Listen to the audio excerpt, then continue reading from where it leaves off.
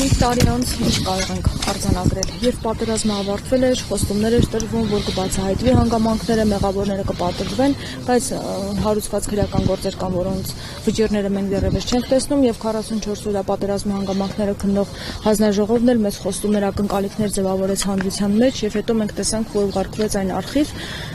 Ծննդակ օրերից 5 տարի է անցել, եւ նոյեմբերի 9-ը մեր հայ ժողովրդի պատմության ողբերգական եւ սև օրերից մեկն է հանդիսանում, այո, ընդամենը նոյեմբերի 9-ից 20 թվականի 1 տարի անց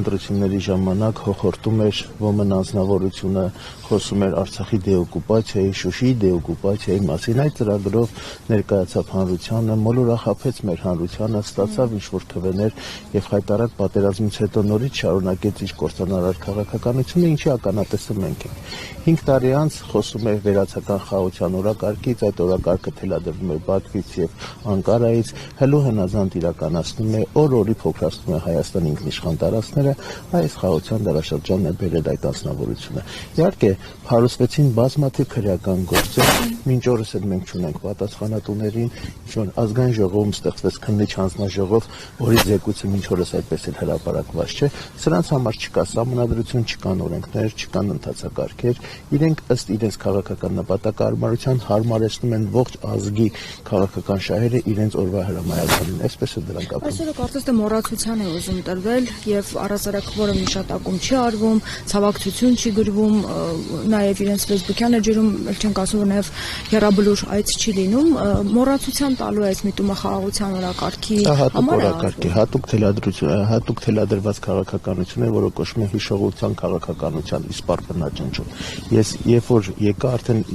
մի քանի ամիս է տեսնում եմ, որ վերանորոգման պատրվակով ինչպես ծիծեռնակաբերդն է փակ այցելուների համար, ինչպես ծիծեռնակաբերդի կոթողն է խոնարհված եւ խայտարակ ձևի վերանորոգման տակ է, այնպես էլ այստեղ մուտքն էր փակված, որպեսզի մարդիկ ուղղակի չայցելեն, մոռացության տրվի։ Ընդհանրապես սրանց օրոք, եթե դուք նայեք, մեր բոլոր հաղթանակները կորսված են, բոլոր հաղթանակների սիմվոլները մեզնից խլված են, իսկ իմ մաղթանքը, իմ հույսը, հորդորը մեր ժողովրդին որն է, որ մենք պետք է վերականգնենք մեր հաղթանակների խորհուրդը։ Նոյեմբերի 9-ը ինչպես է շատ կարևոր հարց է, նախ եւ առաջ չմոռանալով, հասկանալով, որ մեր ազգի համար մենք ունենք դեռ մեր գոյապայքարը ավարտված չէ։ Հաղթանակների սերունդը գալիս է։ Ինչպես ասում էր Հայկ Ասատրյանը, տվեք ինձ հայրենիքի համար զարկող ու զարկվող գետ մեկ սերունդ, ու ես ձեզ կտամ հավերժական հայրենիք։ Մենք այդ սերունդը պետք է կերտենք ձեզ հետ միասին, ուրիշ ճանապարհ չունենք։ Փաշինյանն ասում է, այս մտածելակերպը բերել է կորուստների եւ մենք վերջապես կտնենք մեր հայրենիքը եւ չպետք է անընդհատ երազային հայրենիք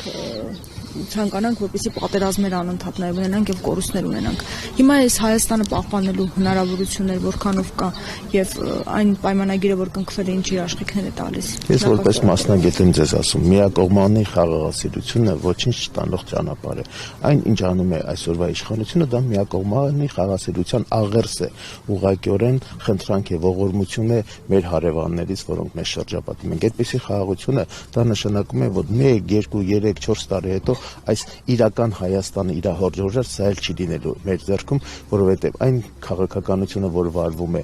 այն տեսլականը, որ իրենք պատկերացնում են, իսկ այդ տեսլականի հաջորդ արարը որն է լինելու, Հայաստանի այս պահին ինքնիշխան տարածքներից էլի որոշ մասի օտարում, մի քանի 100,000 ադրբեջանցիների Հայաստանում բնակեցում, այսպիսի տեսլականով այդ խաղաղությունը մեռյալ գերեզմանատանը իդեալական խաղաղություն է, Հայաստանը սրանք վերածում են գերեզմանոցի։